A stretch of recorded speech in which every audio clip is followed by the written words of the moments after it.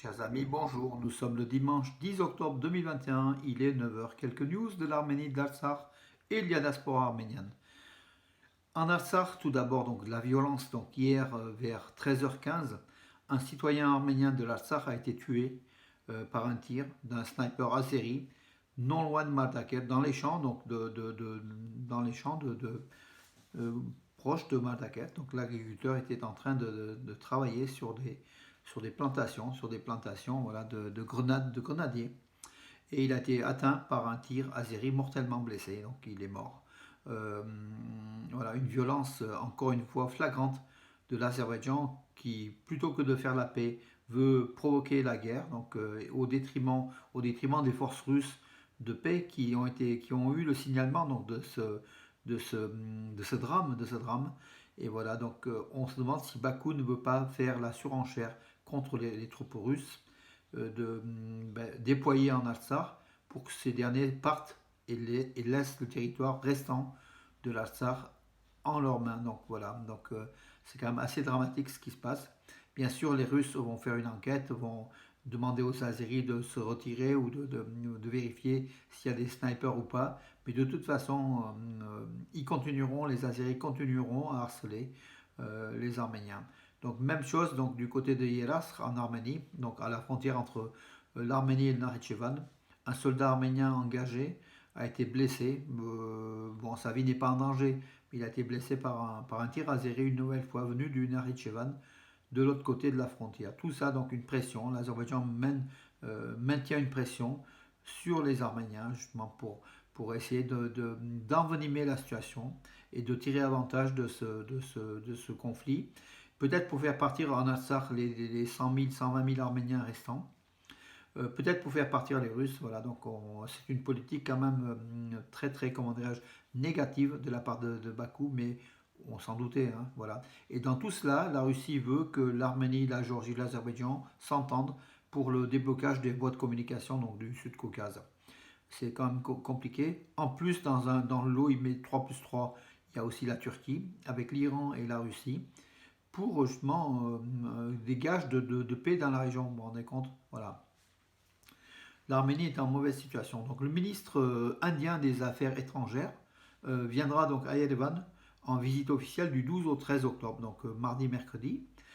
Bien sûr, il sera question de la région, de la situation, de l'Artsakh, et puis peut-être de l'aide de l'Inde hein, qui est aussi engagée, sachant que le Pakistan est derrière l'Azerbaïdjan, et le Pakistan c'est l'ennemi juré de l'Inde, comme vous le savez. Voilà donc des grandes puissances qui se mettent aussi dans la partie. Hein, donc voilà.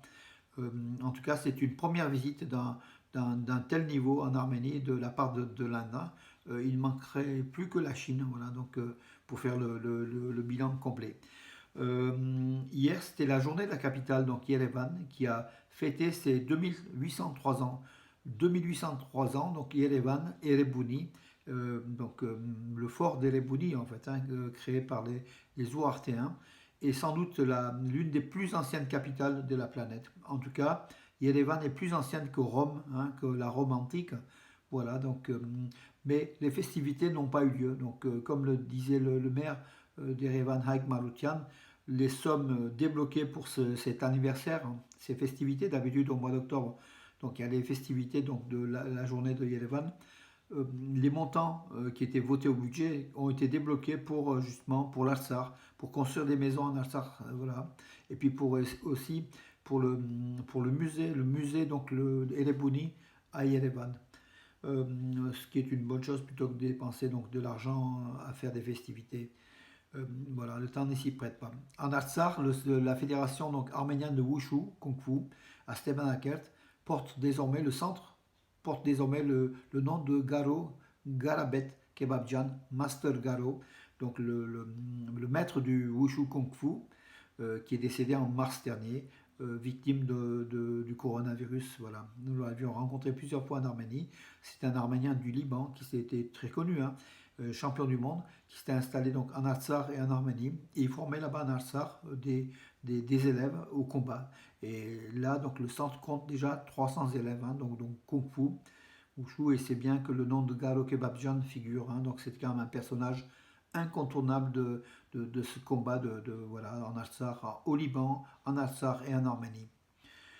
Voilà mes amis, oui, donc un peu de sport. Donc Lucas Zalareyan, donc l'international arménien qui a, comment dirais-je, qui a joué donc son premier match contre l'Islande avec l'équipe d'Arménie, va jouer bien sûr demain, donc demain soir à 20h45 à Bucarest. Match capital pour l'Arménie, donc Roumanie-Arménie dans le cadre des qualifications de la Coupe du Monde 2022. L'Arménie est obligée de gagner face à la Roumanie, qui est plus forte bien sûr, mais l'Arménie peut faire un exploit. En cas de défaite, de toute façon, les chances de l'Arménie seraient nulles au niveau pour figurer en seconde place du classement. Donc il faut absolument que l'Arménie gagne demain avec Mkhitaryan, avec justement Lucas Zelarayan, cet international arménien désormais, donc argentin arménien, donc du coup, un des meilleurs joueurs de la MLS, du championnat américain, qui dit beaucoup de bien de l'Arménie. Il dit que maintenant je m'intéresse à l'Arménie et je sais que les Arméniens sont très unis et un peuple qui lutte. Voilà. Il a avoué qu'il ne connaissait pas grand-chose de l'Arménie, qu'il commence à étudier l'histoire de l'Arménie, il commence à connaître les Arméniens, il apprécie beaucoup. Voilà, Lucas Zelarayan, voilà, qui est le dernier grand footballeur donc, à intégrer l'équipe d'Arménie. Entre-temps, Malchas Amoyan, donc, qui est devenu champion du monde de lutte gréco-romaine à Oslo en Norvège, il a affirmé que c'était le moment le plus attendu de sa carrière. Et bien sûr, il espère d'autres médailles et surtout une médaille olympique. Voilà. C'est Malchas Amoyan, donc, qui est le neveu de l'ex-champion du monde Roman Amoyan, d'origine yézidi. Donc, ce sont des citoyens d'Arménie exemplaires. D'ailleurs, ils se saisissent à chaque fois donc, en fin de combat du drapeau arménien, qu'il exhibe fièrement donc, sur la piste, pas le tatami, la piste, hein, donc pas le ring, voilà, pour montrer donc, la nationalité arménienne dont ils sont fiers. Et les yézidis d'Arménie sont très fiers. Et à chaque fois, donc, dans les guerres donc, de l'Artsakh, ils ont envoyé des détachements de yézidis. Ils sont apparentés aux Kurdes, mais ce pas des Kurdes. Hein. Les Yézidis, on commence à les connaître, comme je vous l'ai dit hier. C'est un très ancien peuple, et qui vit en Arménie toute sa culture, toute sa vie nationale. Voilà, et l'Arménie permet cela. Voilà mes amis, écoutez, j'ai terminé pour aujourd'hui. On en parlera un peu plus demain donc, pour le match. Donc Roumanie-Arménie, très important. Sur ce, bon dimanche et à demain mes amis.